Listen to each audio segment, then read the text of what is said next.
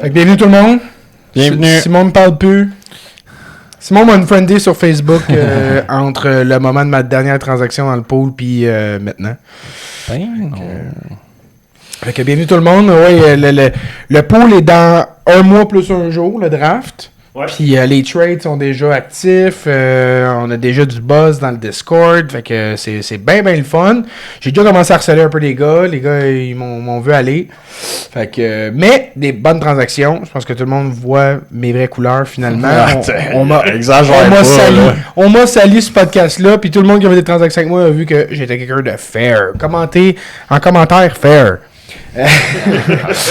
Sur Spotify, cette semaine, on a eu un petit ennui. Je pense qu'Olivia Rodrigo nous a striké. On a perdu l'épisode sur Spotify. Il a fallu que je re-upload. Je sais pas ce qui s'est passé. J'ai re-upload aujourd'hui. Fait que ceux qui l'ont écouté sur Spotify, attends. Cool. Ceux qui l'ont pas écouté. Le son, il est bon. On n'a pas fait de testing, mais. Ben, moi, j'entends bien, là, mais. Parfait. Je sais pas si le lien de la caméra se fait. Parfait. Non, parce que des fois, ça agrèche. Comme Elric dirait bien. Fait que, anyways, fait que tout ça pour dire, où est-ce que j'en étais dans tout ça? Tu parlais de l'épisode Spotify. Oui, c'est ça. Fait que d'après moi, on a été flagué pour copyright. YouTube a rien fait, mais Spotify, je pense qu'ils l'ont enlevé. Je sais pas si c'est Spotify qui l'a fait ou c'est une... En tout cas, bref. Je l'ai re-uploadé. Ceux qui ont manqué l'épisode la semaine passée, qui l'écoutent sur Spotify, vous pouvez retourner. Ceux qui nous écoutent sur Spotify, j'ai essayé d'uploader la vidéo, là, comme je l'avais dit. Ouais. Dans le fond, quand je upload un épisode audio sur Spotify, ça me prend 1 minute et demie. Et là, le fichier vidéo, man, il uploadait pas. Puis je peux pas quitter la page, mais je vais fuck off. Fait que ça va rester vidéo YouTube, audio Spotify. Pour pas perdre trop nos chiffres là, de YouTube. Là, déjà, il y a encore drop. Fait que maintenant, je t'avais là. Travaillez de mettre la clé dans la porte. Je vous dis ça de même.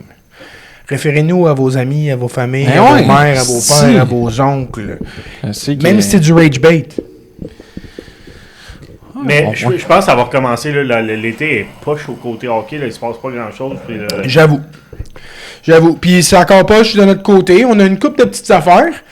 Du côté du Canadien, on a-tu des... J'ai quelque chose. Zarovski a joué au centre hier. Je sais pas si vous aviez vu, là, il a fait un estique de beau but. Fait au centre, j'étais un petit peu excité. Excité, ouais. Comme, est-ce que c'est une position qui pourrait faire un jour? Je pense qu'on le savait que c'était une position qui était possible pour lui d'explorer, mais on veut jamais le caser là. Mais si dans le KHL, ils permettent... En tout cas, c'est des pré-saisons encore, mais moi, je l'ai bien aimé. Je l'ai vu un match, je pense que c'est avant-hier quand on a parlé. Avant-hier. Ouais, fait que. Fait que c'était lundi d'abord, c'est ça? Avant-hier. Non, c'était lundi. Là, on est mercredi. Lundi, puis il a joué mardi aussi. Lundi, mardi, ouais, c'est ça. Parce que, c'est ça, j'ai vu une couple de séquences. Évidemment, il y a eu son tir de pénalité ou c'était un shootout? C'était un shootout. Écoute, il a tout fait sauf marqué. Il bougeait bien le puck en power play. Donc, c'est prometteur. Il ressemble, puis il se place un peu comme Demidov. Là. Ça ressemble beaucoup là, comme type de joueur. Fait que c'est un esti de passeur. C'est incroyable. Là. Tu vois ces séquences là, où est-ce qu'il contrôle le jeu. Tu sais, ça n'a pas besoin d'aboutir. Là, mais juste qu'il contrôle le jeu, il fait des passes incroyables.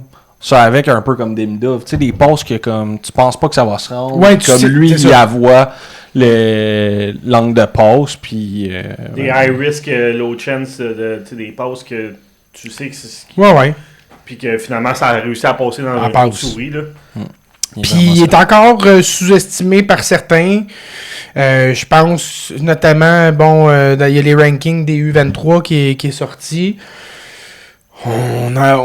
On a toujours le même discours à chaque année dans le cas de Prongman. Là, c'est pas compliqué. C'est comme, c'est clickbaity. C'est, OK, qu'est-ce que je peux faire pour faire parler puis amener des clics.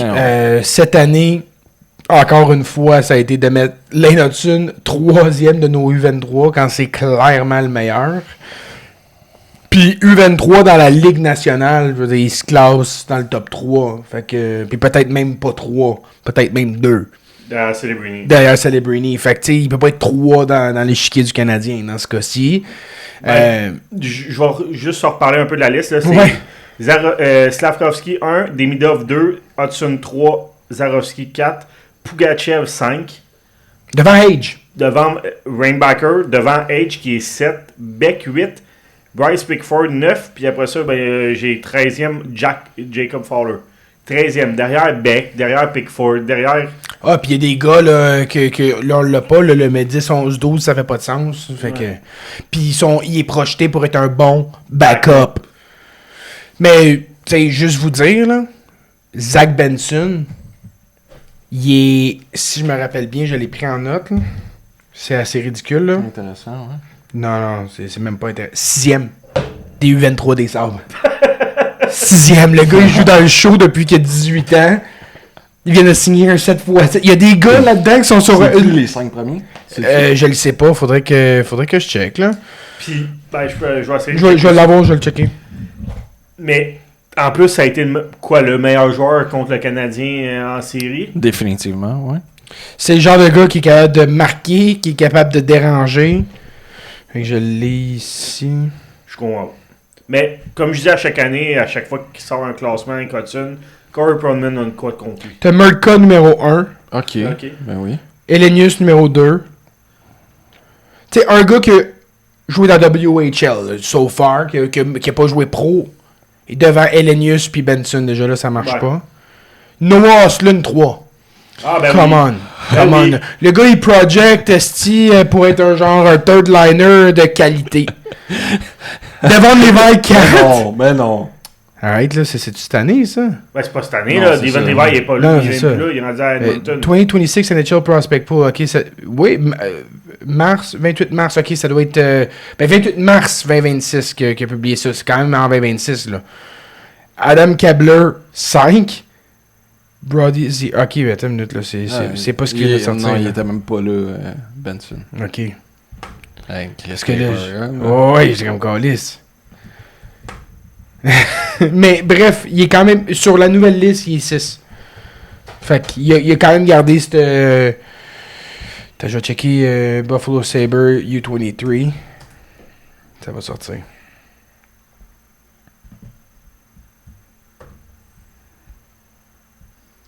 Là, ça, c'est une autre affaire. Fait qu'il doit avoir mis Rudolph, Elenius, Murka, Zellweger devant Benson. NHL a sorti sa liste. Tu sais, la liste qui sort là, chaque année de tiers, puis de... Ouais. Elle est sortie aujourd'hui, by the way. Ok, j'ai pas vu.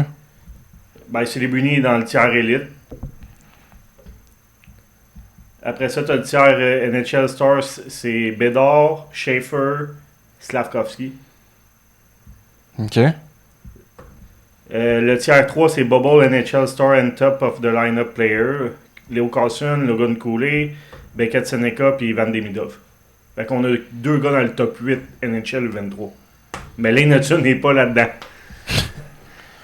Ouais, ben c'est ça, Il est 11e, by the way. On parle de EA Sports, ça, ou? Non, Okay, le ranking NHL.com, de Athletic, mais tu sais, à chaque année, il classe les 150 meilleurs. Là. Ouais, mais The Athletic a de quoi contre les Hudson, c'est pas compliqué. Mais il est quand même 11e, by the way. Oui, mais c'est du clickbait, ça, Chris, je peux pas croire, là. C'est un gars qui est en train de révolutionner la game, là, littéralement. Il joue mieux que n'importe quel défenseur actif à son âge. C'est meilleur que Quinn Hughes au même âge. En fait, non, c'est pas vrai. Kel McCarr, c'est tout. C'est tout. Il n'y a pas d'autres défenseurs quand il y avait 21 ans, 22 ans qui jouaient de même. Fait que, regarde, c'est pas grave. Est-ce que tu prends Logan Cooley ou Ivan Demidov? Parce que là, je sais que Cooley est centre, mais Ouais. Écoute, sans regarder la position. Là. Non, mais moi, j'aime quand même mieux ce que Demidov il donne globalement. Puis, en plus de ça, il y a une couple d'années plus jeune. Là. Fait que, tu sais, pour moi, il a 3 ans plus jeune, 2 ans plus jeune. Fait que, moi, j'aime mieux Demidov, définitivement. Ben, Cooley est 6, puis Demidov 8. Mais ça c'est correct, tu sais, parce que Demidov va pas encore assez c'est prouvé ça. non plus. À Nous, ce stade-ci, en prenant en considération la position. Puis je vais même pas prétendre dire aussi j'ai assez vu couler pour faire un 1v1. Puis j'ai vu beaucoup Demidov, puis j'ai... Moi, vraiment, là, c'est son jeu sur 200 pieds qui m'impressionne. Cette année, j'ai vu un gars qui allait être un gars dominant en 5 contre 5, et ça, un peu comme on l'a dit au niveau de Caulfield, mais à une autre échelle, je pense qu'il y a encore plus d'habileté, puis il y a plus de capacité physique que Caulfield, là, puis rapidement, on s'entend. Mm-hmm. Caulfield, dans ses 2 premières années, là, il se faisait tasser, puis il était inutile s'il ne marquait pas.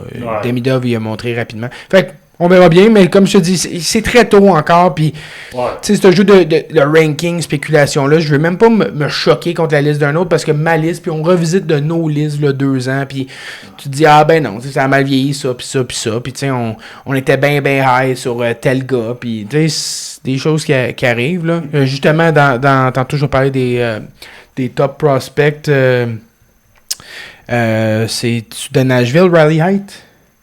C'est dans Minnesota. Minnesota, ouais, exact. Parce que j'ai fait 3 équipes, là. Puis, ouais, à Minnesota, tu sais, c'est un gars, Chris. On va regarder ses stats juniors. On capotait sur le spécimen, puis on sait même pas si on capotait sur sa soeur, là. Aussi. On était comme si on le vante assez. On a-tu des chances avec sa soeur? On va juste closer la situation, le sujet. En disant que selon leur liste, Gavin McKenna n'est pas le meilleur 23 de son repêchage. Stenberg? Même pas. Stenberg est juste derrière. Selon leur liste de The Athletics, Chase Reed, Albert Smith et Keaton Veroff sont devant lui. Peut-être, sont en avant en ce moment sur le développement physique, sur l'expérience avec des hommes, tout ça. Fait que, encore là, quand c'est positionnel comme ça, c'est dur à dire, là.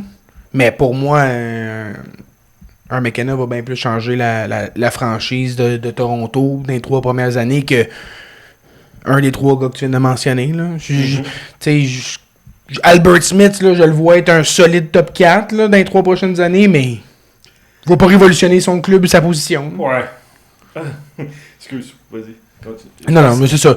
Mais tout ça pour dire, Slav premier. Écoute, j'ai vraiment aimé sa saison l'année passée, puis il a démontré qu'il allait être tout au long de sa carrière un très bon choix au rang qu'on l'aurait sélectionné. Fait qu'on a été chanceux et on a eu de la clairvoyance de le prendre premier. Ouais. Il a vraiment démontré qu'il va devenir quelque chose de très très solide, mais pour moi, tu peux pas le mettre devant Demidov. À la limite, il y a un argument de le mettre devant. Excuse-moi. Il y a un argument de le mettre devant Demidov, pas devant Hudson. Ouais. Et puis quand t'as Michael H 7e sur ta liste, là. Tu sais que c'est de la merde, là. Mais. Ben, gars, tant mieux, là. Si t'es prêt à le mettre 7e sur la liste, tu vois des choses devant. C'est qu'on a une belle profondeur aussi. Dans leur liste, ils ont Malte Gustafsson 30e devant Will Smith, Ryan Leonard puis Jimmy Snuggerud. Ben oui, ça c'est con. Quand même. Ben oui. Ça, c'est de l'abus. Ça, c'est de l'abus. Ça, c'est pas mal. Ça, c'est le pire. D'après moi, la Maltais dans ma bière, elle patine plus, c'est Malte Gustafsson. Fait que.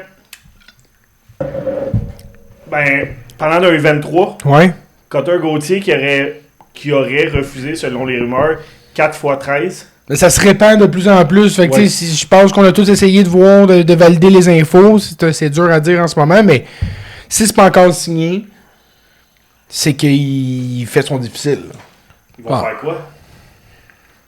Mais tu sais, Cutter Gauthier l'a montré très rapidement là, que c'était pas le genre de gars avec du leadership qui était prêt à en prendre une pour l'équipe. Je veux dire, quand tu pars, quand t'es un 5e overall, que tu veux crisser ton camp parce que ton équipe t'a pas fait signer ton ELC au moment que tu voulais, parce que l'équipe s'en allait nulle part, puis ils disent on te fera pas brûler une année pour aller pas faire les séries. T'sais, on veut t'amener dans des bonnes conditions.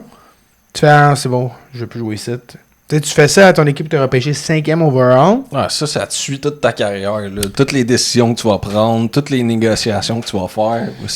Oublie ça. Puis ça, là, c'est du. Tu sais, quand on parle, on dit, hey, mettons, t'avais les Jean-Charles Lajoie de ce monde qui sont comme, s'il y avait un redraft, là, quand on tient ça, t'avais Slav Kampski.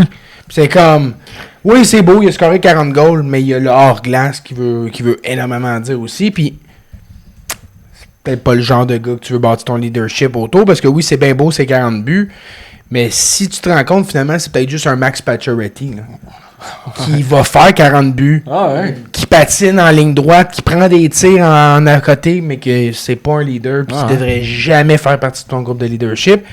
Tu te vois offrir, après une vraie bonne saison, 13 millions, puis tu fais comme... J'en veux pas. Puis by the way, vous avez juste 9 millions de livres, fait que ça veut dire faut échange Killorn là, pour me donner ça, là. Non. C'est ça. Non. Va falloir t'en échange du leadership. Oui, c'est ça. Pour moi, là. Puis pas juste ça, il va falloir que tu échanges de quoi, un jeune ou un choix. Tu sais, Jeffrey Viel que tu viens de signer, là, 4 ans, là. Décalisse. J'ai besoin de son 1,5 million de plus. Mais il a signé ailleurs, non? Ouais. Vienne? Là, je me suis trompé. Non, mais ils ont signé un gars, là, bottom. Oh, ils ont signé AJ Greer, Ah non? oui, ouais. Esti, c'est quoi son nom? Il y a un nom... genre 1,5 million sur Ouais. 4 ou 5 ans, là, un esti de nobody. C'est-tu Jeffrey Viol, peut-être? J'ai son cousin. T'es-tu Jeff Mallett. 1,8? Jeff Mallett. Non, je l'ai dit, AJ C'est Washi. Greer, 4... Non, mais Washi était déjà là. C'est Mallett. AJ Greer, c'est- ils ont Non, donné. arrête. Mallett, ils l'ont signé. Check ça. 1,85 million. Regarde ça, à long terme. 3 ans. Le gars, il a 30.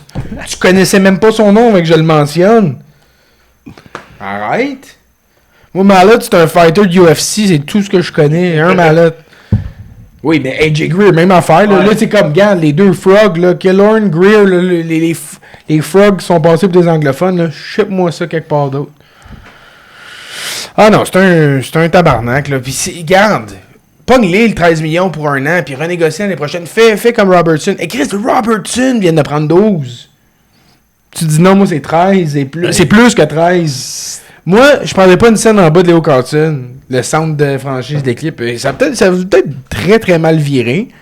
Sauf que l'équipe qui va l'acquérir paiera pas cher. Parce qu'ils vont dire, hey, faut que je le paye 14 millions.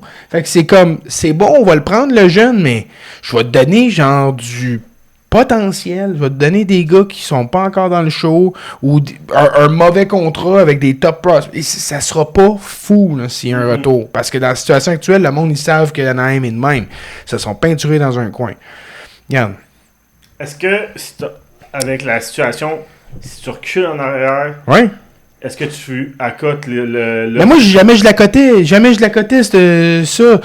Ton joueur, il veut dicter comment gérer ta... Non. Fuck off, je vais bâtir autour de Roger McQueen. Je vais rappeler les Blues. Je vais faire, ouais, finalement, McTavish, je sais pas. Je pense que je le prendrais finalement. À 7,7 ou 18 millions pour Leo Carlson, je vais lui donner une chance avec plus de temps de jeu à Mason McTavish. Ils se sont peinturés dans un coin, ils ont mal géré, puis c'était une des belles équipes. Là. Tu les voyais, là, les ascensions, là, les Sharks, les Ducks, les Blackhawks, le Canadien, tu voyais, là, Buffalo, même si tu voyais, ils se sont mis dans la merde. Très, très mal. Ils se sont mis dans la merde. Ben, Fait que Roger McQueen, il est mieux d'être bon pour vrai. Chacun leur défensive là, de droite, qui était probablement une des meilleures défensives à droite de la Ligue l'année passée en fin de saison. Oui, Ben, c'est cette mort. année, c'est Luno, Ian Moore puis Nick Jensen. C'est mort. Hey boy! Crise de drop, là. Mais Luno, puis tu commences par Luno, sacrément. Il devrait être sa troisième paire parce que c'est une recrue. C'est comme, à Montréal, tu sais, on était ouvert à pogner Luno, on se dit, Chris, il dort dans la Ligue américaine, un gars de CC2, droitier, québécois, il y a une bonne game offensive, capable de voir, on va le prendre. Il se battrait pour contre Jaden Struble pour cracker le line-up. Là, tu le nommes en premier, là, devant deux crises de fini. Là. Nick Jensen, tabarnak. Puis même à gauche, là, Lacombe, ok, fine, mais après ça, Mintukov puis Tyson Hines, hey, c'est devenu une des défensives moyennes de la Ligue. là. Ça a passé une des que, hey, pires. puis nous autres, on vantait ça. Tu te souviens, il y a 3 ans, comment on capotait? On était comme le meilleur, Qu'est-ce qu'ils vont faire? le meilleur défenseur, les 3 meilleurs défenseurs de la Ligue canadienne, le meilleur défenseur, c'était-tu USHL à ce moment-là, Lacombe? Ou en tout cas, Ouais. c'était un des meilleurs défenseurs de son circuit américain. C'était comme les quatre gagnants de leur circuit. C'était comme tabarnak finalement, puis on riait. On était comme Lacombe, peut-être qu'il jouera jamais dans le show tellement que son stack. Finalement, c'est le meilleur de la gang. Puis, il y en a un autre en plus là-dedans là, que j'oublie le nom, qui est peut-être là, rendu 6 ou 7e défenseur, mais... T'as Drew Ellison. Drew Ellison, Ellison. ouais, que lui, c'est dans la transaction avec Colorado, quand ils ont été chercher Josh Manson, ouais. qui est une autre excellente acquisition. Bref, ils ont passé de la dette incroyable. On se disait tout, c'est la défensive à faire rêver. Oupelaï. Fait que c'est ça. Non, mais regarde, ils se sont creusé leur tombe, puis ils ont semé dans l'univers en négociant un petit peu comme des mardes avec leurs jeunes. Puis après ça, ben leurs jeunes se sont tous dit, ben moi ça m'arrivera pas de me faire accoter comme Jamie Drysdale s'est fait accoter à 2,3 millions. Puis de se faire trade tout de suite après. Ah, ça fait longtemps qu'on le dit que c'était problématique. Puis regarde, c'est ça, l'élastique a pété d'en face. Ouais. Ben, justement, parlant d'élastique, qui va peut-être pas péter d'en face. J'aime les comment l'occasion, let's go. Dylan Larkin, oui. qui va peut-être rester. Ben, en fait, qui est projeté pour être là au camp d'entraînement. Ça aussi, c'est une affaire. Probablement que Steve Eisenman qui est parti, c'est une des données qui a changé. On l'a dit. Là, une couple de semaines, il n'y aura pas le choix. Avec les bonus qui ont été payés, le coût d'acquisition, les équipes qui veulent l'acquérir, ils veulent pas payer ce que Détroit prétend qu'ils vont. Il n'y aura pas le choix. C'est un contrat. Tu vas faire quoi? Tu vas briser ton contrat? C'est ça. Il n'y a pas de droit, il n'y a pas de leverage. Non. Puis regarde, à la limite, là, tu veux montrer c'est quoi, là, c'est qu'il bosse, tu le strippes. Tu le strippes de son capitanat. Tu vas jouer, regarde. Tu peux pas vraiment jouer Andrew Cup devant toi. Marco Casper, il est pas prêt. Fait que continue à jouer sur le premier trio. Mais t'es chanceux. Ouais, c'est ça. C'est juste par défaut. On n'a pas mieux. Par défaut. Mais garde, joue bien. Fais-toi cette faveur-là. Joue bien. Puis le marché va s'ouvrir. Ouvre ta liste aussi, là, parce que t'es comme... Moi, je veux juste aller à Caroline ou Vegas. Ben, c'est ça, c'est comme... ou Floride. C'est comme, OK, des équipes qui sont garanties de faire le corridor, dans le fond, toi, c'est ça que tu vises. Même pas fait l'intérêt jamais de ma vie. C'est genre... Non, mais c'est genre ça, là. Oui, c'est ça. C'est carrément il veut juste piggyback sur le succès des autres. Je me suis rendu compte... Je suis pas un capitaine, c'est pas un leader, puis je veux être un deuxième centre aussi à mon salaire. Dans la nouvelle NHL, c'est à peu près ça, de toute façon, 8.8. Il veut faire un Kevin Durant. Littéralement. Là. Sauf que Kevin Durant il a actuellement aidé son équipe quand il est allé. Là. Ben oui. Fait que c'est ça, il me semble qu'on avait un petit dernier topic, non? Vite de même, là. Ça,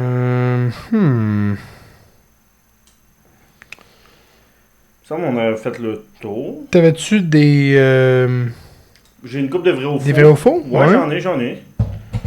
On va faire ça avant de... Ah, je voulais parler de quelque chose. Ta prémonition?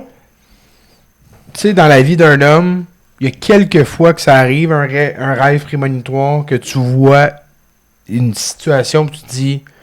Je suis dans la réalité, puis tu te réveilles et tu te dis « Oh, ça peut se passer, ça va se passer. » Vraiment weird. On est ensemble, on écoute la télé, puis on regarde le clock, il reste pas beaucoup de minutes, puis tout, puis la game a fini, le Canadien gagne, puis je me rends compte c'est la Coupe Stanley qui gagne. Puis c'est la Coupe Stanley en 2026-2027, parce que je prends 2 minutes pour regarder, puis Alex Carrier est dans ma TV. Je me dis, Alex Carrier est un gagnant de la Coupe Stanley. Fait que... C'est sa dernière année. Oui. Ouais. Fait que c'est sa dernière chance. On l'extende pas, là. Fait que le Canadien... Tu sais qu'il y a des chances qu'on l'extende, là? Non. Ben oui. Arrête, t'es sûr qu'on extend ça, déjà qu'on cherche un défenseur droitier. De plus en plus, je suis convaincu que Reinbacker va commencer l'année à Montréal puis il va te déloger. Okay, mais il va pallier ça, mais on a quand même pas d'autres options pour pallier à Alex Carrier, là. Puis si Reinbacker passe devant, ben là, il tombe dans sa troisième... Dans sa bonne chaise. C'est ça. Mais en tout cas, t'as peut-être raison... Mais, en tout cas, bref, moi, j'étais comme, hey, j'en reviens pas. Dans le rêve, c'était vraiment situationnellement, c'était, j'en reviens pas parce que le Canadien était pas supposé gagner la Coupe Stanley en 2026-2027. On n'est pas supposé être là, puis là, ça ouvre autant de possibilités. La seule affaire qui me fait douter un peu de mon rêve prémonitoire, c'est que c'était contre Nashville en 5. OK. C'est la seule affaire. J'ai de la misère à penser que Nashville va se rendre en finale de la Coupe Stanley. Mais, si le Canadien et Nashville se rencontrent en 2026-2027 en finale de la Coupe, je vous garantis, mettez vos économies là-dessus, le Canadien gagne en 5. Je voulais juste vous dire mon rêve. Parlez de mon rêve. Parlez de mes rêves. Imagine le fame que t'aurais Si ça arrive... Clip it! Oh, si ça arrive, là... On surfe là-dessus, là. Je m'excuse, là, mais on est décalé. Je sell out. Je deviens pro BPM Sport, là. Je m'en vais, ça va être Gonzo, Larac et Kevin. Bon, mais vrai ou faux? OK. Premier. Kucherov va finir 4e pointeur ou pire. Vrai. Vrai. Darnell Nurse va être un bon premier défenseur pour San Jose. C'est chien, là. Un 4e défenseur, ça aurait pu être genre... Ouais, c'est 2 fois faux, dans le fond. Parce que... Il sera pas bon, il sera pas le premier défenseur. Non. Ben... Il y a n'importe qui va passer devant. Ok, fait que... Tu bientôt fini de jouer avec? Je sais. Non, juste parce que c'est sûr que le monde l'entend. Ils ont rien entendu. Je te confirme que je l'entendais. Non, mais est-ce qu'il peut Ok, se reprendre puis avoir une saison honnête? Non. Tout ça pour... Non. Caulfield fait plus de 45 buts encore. Oh, j'aime ça. Moi, je vais dire oui. C'est vrai ou faux? Pas oui, Chris. Oui, c'est Pas vrai. oui ou non, ni oui ni non. Oui, c'est vrai. Je vais dire faux, c'est faux. Non, c'est faux. Ah oui, c'est ça. Hellebuck va rebondir et finir dans le top 3 du Vézina. Vrai. Chris, as-tu vu le top 10 des goalers? Ouais, c'est ça. Il y en a 4 goalers numéro 1 dans la ligue, c'est pas compliqué, là. C'est Thompson, style les trois Russes. Puis Ottinger. Puis Hellebuck. Il y en a 6, excuse-moi. Swayman. 7. Non, mais lui, il est... non. Ouais, c'est ça. Ok. Fait que, Simon, toi, c'est vrai ou faux? J'aime ça parce que je l'ai juste... Puis ceux qui nous connaissent vraiment savent ce que j'ai dit dans l'oreille à Sim. Faux. Faux, ok. Panarin va finir meilleur pointeur de Los Angeles. Oui, à 55 points. Ouais, c'est ça. Oui. Vrai. Hey. Pas oui. Oui, excuse-moi. Hey, c'est qui ton centre à Byfield? Campé va faire la job de Byfield. Lane Hudson va finir meilleur pointeur des défenseurs de la Ligue. Ça, vous aimeriez ça, mais... Ouais. Ouais, oui. Je vais dire vrai. Fuck off, je vais avec vrai. Il a pas été si loin que ça. Puis honnêtement, en 5 contre 5, là, l'année passée, j'ai regardé ça. Evan Bouchard, il a eu une grosse saison. 4 points de plus en 5 contre 5. Ouais, c'est ça, mais moi, c'est plus le temps de jeu puis les responsabilités données. Canadien a d'autres défenseurs. T'as des gars comme Zach Werenski qui joue tout seul à Def. T'as l'autre Bouchard qui... Fait faux. OK. La division Pacifique reste la plus faible de la Ligue. Ben, ils ont les 2 pires équipes de la Ligue, là, fait qu'ils rabaissent énormément. Oui, vrai. Vrai. Tristan Jarry devient premier gardien des Oilers. Faux. Steven Levi va passer devant. Frederick Anderson passe devant. Kirill Marchenko ne finit pas l'année à Columbus. Il commence-tu? Je vais dire vrai. Mais Vrai. c'était ça. Good! Merci. Je suis très content, t'as bien fait ça, mon Dave. J'ai essayé d'en retrouver jusqu'à la fin de la saison d'autres Ouais. affirmations comme ça. Ouais. Faites-nous des affirmations en commentaire. Pour ceux qu'il y en a qui s'affirment. Non, mais ceux Ceux qu'il y en a qui s'affirment. Ceux sur Discord, envoyez-les-moi Tiens. en privé pour que les gars ils le voient pas. Ok, fait qu'on y va avec notre centrale, guys. Notre ranking de centrale. Fait que comme vous le savez, jusqu'à la saison. Et peut-être la semaine prochaine, on essaiera de se mettre un ranking positionnel. On ne l'a pas fait, là, mais tu sais, parce que là, les top 10 des positions commencent à sortir. Ouais, Le ok. centre, Ah, ok. pourquoi ils mettent tout le temps Hostie, Caulfield, ailier droit, là?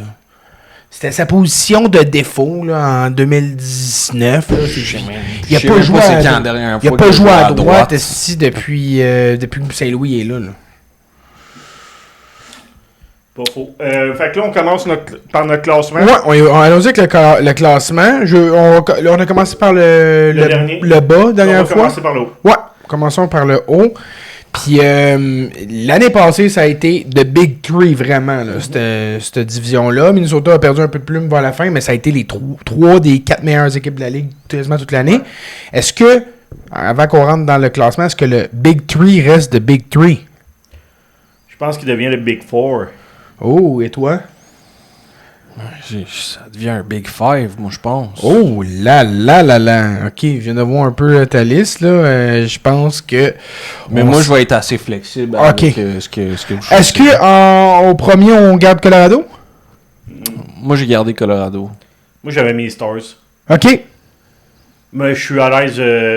Colorado, je l'avais deuxième. Fait que je suis à l'aise si vous avez tous les deux Colorado de trade. Écoute, je te dirais qu'ils ont chacun leur force.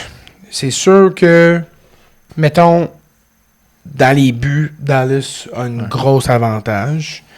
En termes de profondeur, je pense que Dallas a un meilleur avantage, mais au niveau du top, est-ce qu'ils se sont fait tirer Colorado l'année passée? Est-ce qu'ils vont être essoufflés ou est-ce qu'ils vont être en tabarnak? Parce que Nathan McKinnon, c'est un compétiteur.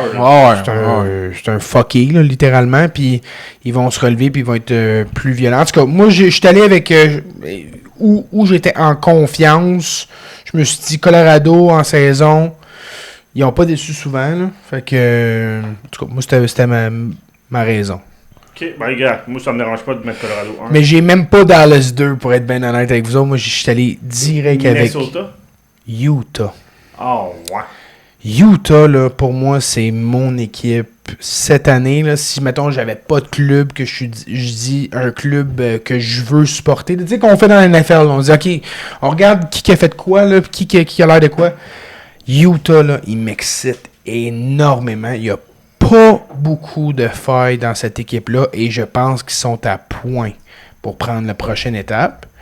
Fait que je suis allé 2, mais évidemment, historiquement, c'est sûr que Dallas, mettons, a été un plus gros wagon. Fait que je serais prêt à faire une concession à ce niveau-là. Mais toi, t'as Dallas 1 et Colorado 2. Toi, t'as Colorado 1 et Dallas 2. Ouais. Fait qu'on va avancer Dallas 2 à ce moment-là. Et donc, est-ce que vous avez Minnesota 3 tous les deux? Ouais. Fait que votre Big 3 est inchangé. Est-ce qu'il y a un monde dans lequel on se dit au Minnesota, là, Quinn Hughes n'est pas signé à long terme. Ils n'ont pas de vrai premier centre. Ils ont... Tu sais, au niveau de la profondeur, puis là, il y a un de vous deux qui l'a fait Minnesota. Ah, c'est moi qui l'ai fait Minnesota. La profondeur est pas incroyable. Il y a des gars vieillissants en défensive. Est-ce qu'il y a un monde dans lequel on se dit on fait confiance à la jeunesse de Utah pour on les passe devant Minnesota? Ouais, moi je suis bien à l'aise avec ça, parce que moi avec Utah, j'ai bien hâte de les voir aller cette année. OK. Parfait. Puis honnêtement, j'ai pas full confiance en Guérin. Il m'a pas l'acquisition de Quinn Hughes a été le highlight de sa gestion jusqu'à là. C'est lui qui a gagné le trophée du meilleur DG? Il me semble que oui, hein? Ah, ben oui, c'est vrai. Pour une transaction. Puis puis c'est ça, c'est moi qui les ai faites. On va regarder. Ils n'ont pas énormément pour s'améliorer. Là. Fait que... Ensuite de ça, donc on y va Minnesota 4. Ouais. Fait que toi, tu as dit le top 5. Ce serait qui ton 5e? J'entre les Blues là-dedans. OK. Toi aussi? Moi aussi, j'ai Saint-Louis 5. J'aime les acquisitions qu'ils ont faites. Puis j'ai hâte de les voir aller. Adorer l'arrêter. Un peu comme... tu vois-tu, mettons, Washington, il y a 2 ans, ce qu'ils ont fait? J'étais direct le même mindset. Je regarde le petit turnaround que Saint-Louis a fait, puis Washington cet été aussi. Là. Washington, 2 des 3 derniers étés, je les adore leurs étés, mais Saint-Louis, j'ai regardé ce retool intéressant-là. Ils ont beaucoup d'assets au centre. Premièrement, que tu peux même continuer à monnayer, puis en restant compétitif. Tu t'es allégé en te débarrassant de Braden Chen, qui était vieillissant, qui gagne un gros salaire, un Jordan Kyrou qui marchait plus, tu n'avais plus le temps d'y donner, tu as des jeunes qui sont prêts à prendre des responsabilités, puis tu vas faire des bonnes acquisitions. Tu sais, Brandon Carlo, on a bien ri là, quand que Toronto sont allés chercher, mais au prix que Les Blues deux ont... choix de 3, C'est une acquisition formidable. Puis si le Canadien l'avait fait, j'aurais été content. Là. Ouais, c'est ça. Ensuite de ça, en 6e place, J'ai les Jets. J'ai Winnipeg aussi. moi j'ai mis Chicago juste parce que j'ai l'impression que on est rendu là dans cette transition de pouvoir-là où Chicago a un bon petit line-up quand même. Ils ont quand même aussi été chercher Byram puis Kane en attendant le retour de Bédard. Ben, c'est ça, moi, c'est là qui me... Ouais. Mais je sais pas si Winnipeg, honnêtement, pis s'il y en a un de vous deux qui l'a fait Winnipeg, là, moi, je sais pas, honnêtement, il y a pas grand-chose là qui m'intéresse, mais, regarde, si vous les avez mis tous les deux devant Chicago, on peut y aller avec Winnipeg 6. Après ça, 7. Mais je fais pas de concession d'abord, parce que moi, je mets Chicago d'abord devant Nashville, ça c'est sûr et certain. Ça me dérange pas, mais moi j'avais Chicago dernier. Ouais, moi aussi. Toi aussi? Mais... J'allais voir le line-up de Nashville, c'est pas cute.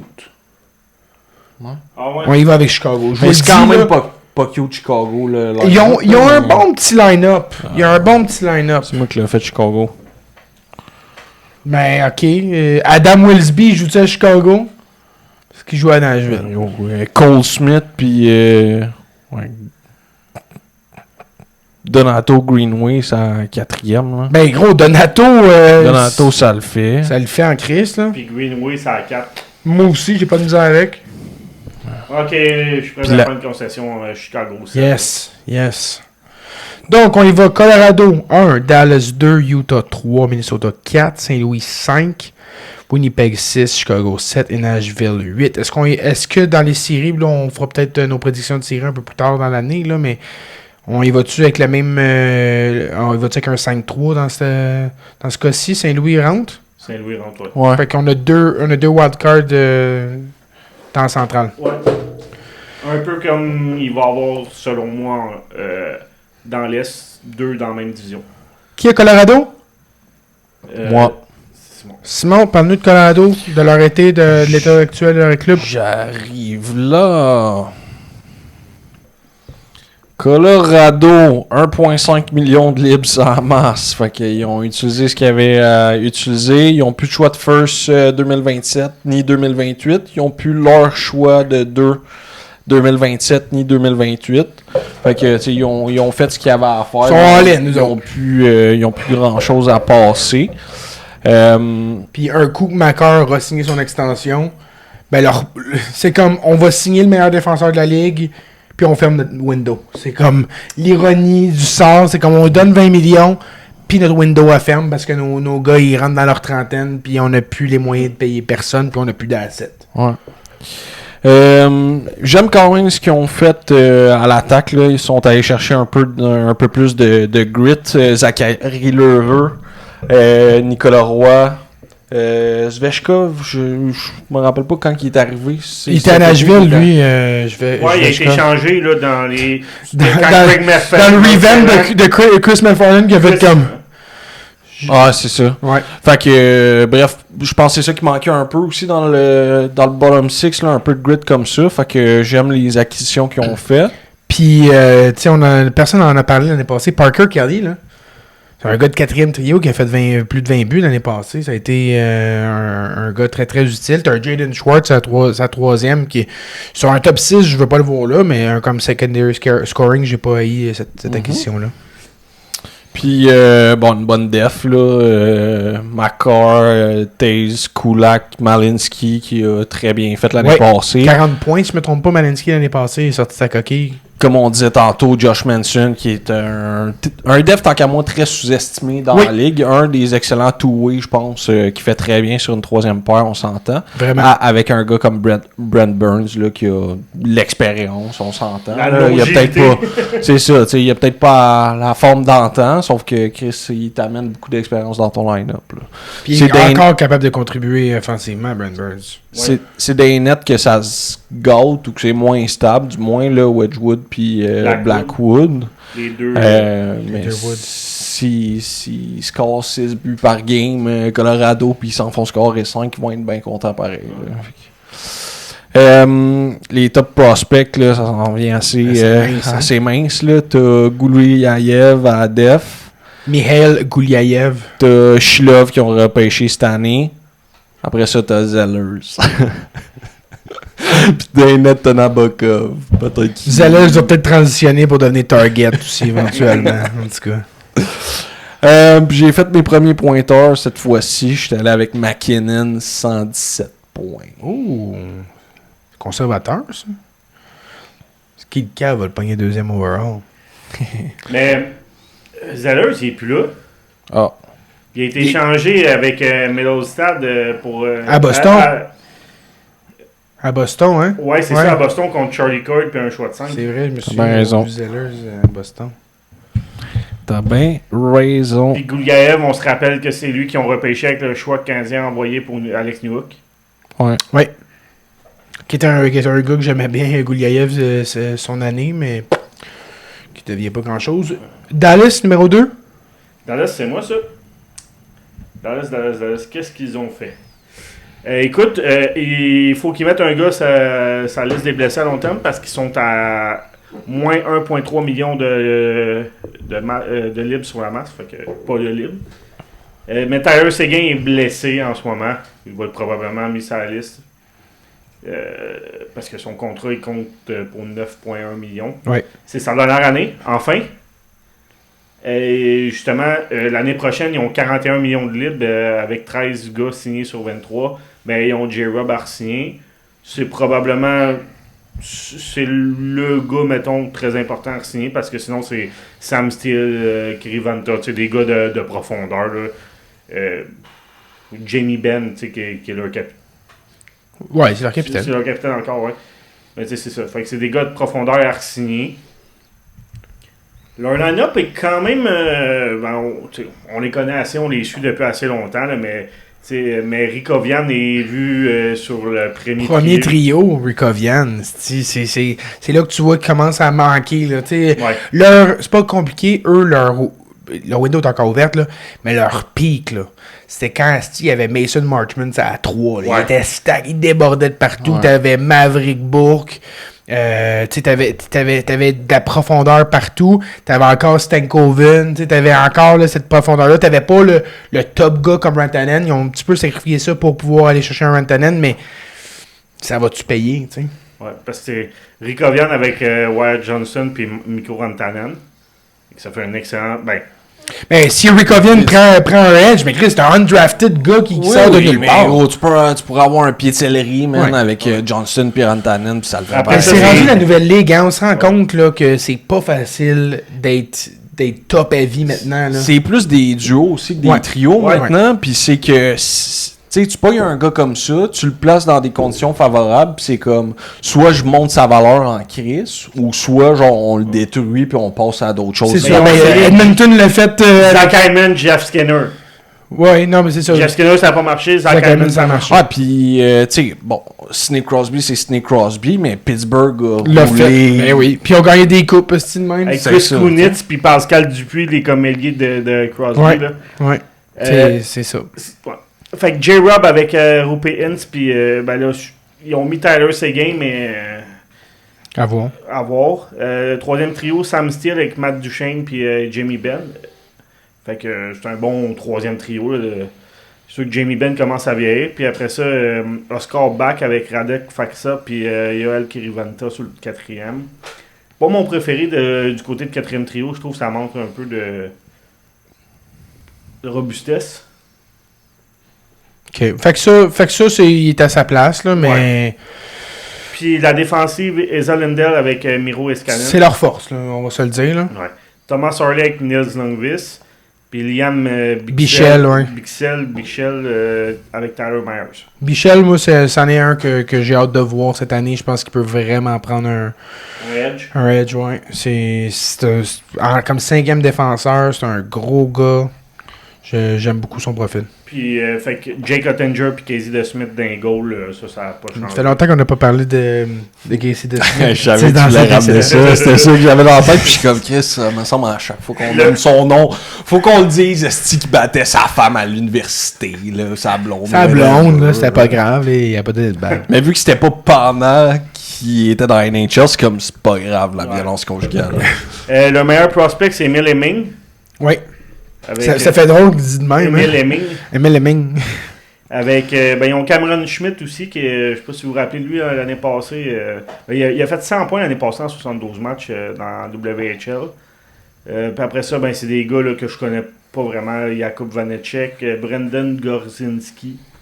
Ouais, eux autres aussi, ils ont tradé du futur pour le présent. Ils ont leur choix de première ronde cette année, par exemple. Ils n'ont pas celui de l'année prochaine. Mais ils ont 2 choix de 3 à ce moment-là. Donc, le choix de first, puis Emil Hemming pour aller chercher quelqu'un pour remplacer Eric Ovian. Ok, good. Moi, j'ai Utah. Donc, on a mis 3e. Utah, comme je l'ai dit, c'est une petite équipe chouchou dans mon cœur en ce moment. Écoute, ils ont tous leurs picks, c'est pas compliqué. Le seul pick qu'ils n'ont pas, c'est leur choix de 3e ronde l'année prochaine, mais ils ont celui des Maple Leafs qui risque d'être mieux que le leur.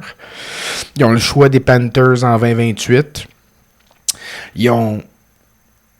un choix de première ronde ou... Ouais, première ronde. Mais il est conditionnel peut-être, là, parce qu'il joue un petit... C'était pourquoi déjà qu'ils ont ce choix-là? Bonne question.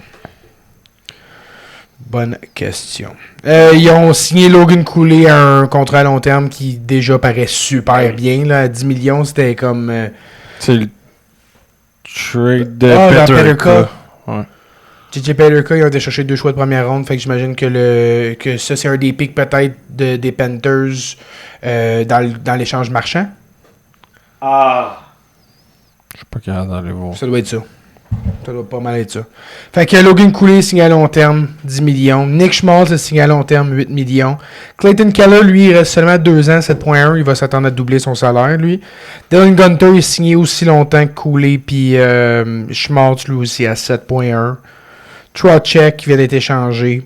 Bonne acquisition de profondeur à 5.6. Andersley qui ont été signés à plus de 35 ans. Fait que lui, il est pas rachetable, mais je pense sérieusement, il y a peut-être une année de trop, mais ça peut vraiment être une acquisition de profondeur intéressante. Combien d'années? 3 ans. Ouais. Une année de trop, là, mais c'est pas terrible.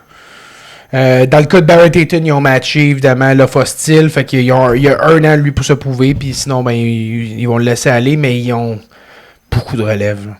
T'as Lawson Krause là aussi qui était à sa dernière année de contrat. T'as Jack McBain là, qui était un gars qui avait signé comme free agent, on se rappellera, je pense à Colorado. C'est un choix de Colorado puis il avait signé avec les Coyotes, c'est ça?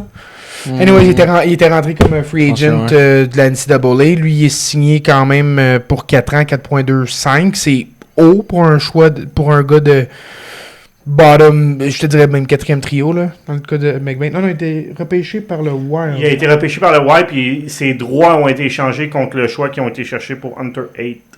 OK. 8.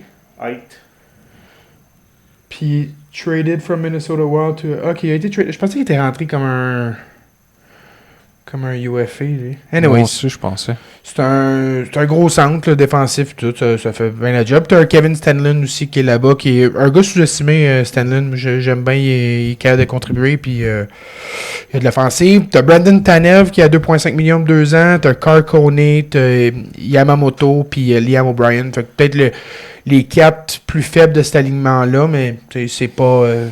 pas dangereux, c'est pas grave là, un Yamamoto, tu colles ça au waiver. Je sais pas pourquoi tu as signé Yamamoto d'ailleurs, là, parce que ils ont de la relève. À la défensive, j'aime beaucoup parce que ils ont beaucoup d'expérience. Ils ont été chercher Mackenzie Weegar l'année passée, qui est une très très bonne acquisition pour un top 4 avec Sergachev. Sergachev Weegar, ça peut être une des meilleures paires. Under the radar à côté. Sergachev, il a vraiment pris du leadership avec cette équipe-là. Puis à 8,5 millions, il a été dompé par Tampa. Puis ils ont fait comme, on n'a plus moyen de te payer. Puis comme premier défenseur, c'est un aubaine. Ben oui. John Marino puis Nate Schmidt, c'est un peu âgé, mais encore là, c'est capable comme deuxième paire. Puis Andrew Peak, comme 6e défenseur, ça fait pas mal du tout. T'as un Simachev qui rentre là, cette année, là, c'est sûr et certain. Lui est dans mon profil là, de mes prospects, évidemment. Puis une paire de gardiens de but. En tout cas, Karel Vejmelka, l'année passée, il a été une révélation. Il a été un excellent gardien. Puis à 4,75 pour encore 4 ans, il n'y a pas de risque. Même s'il devient 2 backups éventuellement ou dans la formule 1A, 1B, ils ne seront jamais mal pris avec ce gars-là. Puis ils ont Kossa qui ont été cherchés. Fait que ça va être Ouais. ça va être un backup pour 2 ans. Puis après ça, ben, ils vont voir ça va être quoi son développement. Soit ça peut devenir un premier ou soit ben ça fait rien pantoute. Ouais. De toute façon, ils ont un bon gardien. Non, mais un autre bon gardien dans leur rang. Fait que le meilleur prospect de cette équipe-là, c'est T.J. là. 6e au total. Écoute, il joue centre, ailier droit, ailier gauche. Il y a eu une chirurgie à la hanche l'année passée, par contre, mais ça reste un dynamo offensif qui a fait 206 points en 3 saisons WHL. Il peut avoir une incidence à la Martone dès cette saison. Fait que c'est un gars qui peut marquer beaucoup de buts dès sa rentrée. Puis moi, je ne l'ai pas dans mon alignement de départ de Daily Face-Off, mais moi, je le vois jouer top 6 en partant. Caleb Desnoyers, 4e au total, 1er au total dans le Q à son repêchage, 78 points en 45 games après avoir manqué beaucoup de matchs aussi pour une blessure. Beau gabarit, beau profit. At worst, c'est Pierre-Luc Dubois. At best, c'est un Nico Hischier. C'est ma lecture, c'est un deuxième centre. De qualité. Oui, c'est ça. Ce sera pas lui qui va prendre l'équipe sur son dos pendant une saison, mais il peut marquer un but très important. Il peut être un gars de série. Il peut être échangé contre Caulfield. Dimitri Simachev, un LD mobile de 6 et 5 qui avait 35 points en 40 games. Puis s'il était droitier, il jouerait probablement pour le Canadien de Montréal. Il a crack le line-up cette année. Il va crack le line-up cette année. Puis l'année passée, il a quand même joué 28 matchs. Fait qu'il est plus éligible au... Non, mais de toute façon, c'est pas le profit pour remporter un Calder. L'année passée, moins 11, un seul point en 28 games, mais il est encore jeune, là, 22 ans, un défenseur de ce gabarit-là. Déjà qui joue dans la NHL, c'est excellent. Daniel Butte, un autre monstre de 6-6, 39 en 42 en Ligue américaine. Meilleur PPG de l'équipe à 20-21 ans. Il a joué NHL en fin d'année, 7 points en 29 games. Je pense pas qu'il va commencer cette année, mais c'est un excellent prospect. Il est dynamique et offensif. Okay. Et finalement, Michael Rabal. Fait que c'est leur goaler. Si c'était pas comme ça... C'est projeté, tu sais, puis on le sait, là, ce développement des goalers, c'est pas linéaire. Il a des qualités de numéro 1. Il est gros, il est 6 et 6. Il a fait un gros buzz son année de repêchage. Il a dominé en USHL. Au World Junior, il a été excellent. Puis, il a eu un peu de misère par la suite. Mais tu sais, c'est comme tout le temps la tangente des voies aller. Là. Ils sont draftés, gros prospects. Puis après ça, ça va pas bien. Tu sais, un Kossa, c'est l'exemple parfait. Là. Fait que, mais il y a beaucoup de temps pour se développer, étant donné les deux gars qui sont devant lui. Okay. Fait que c'est mon top 5 pour eux autres. Prochain club de Minnesota, c'était... C'est moi, encore. Prendre mon souffle. Bon. Ils ont 1 million sans masse. Ils ont Quinn Hughes à extend, évidemment, pour l'année prochaine, mais ils ont des contrats qui vont se libérer.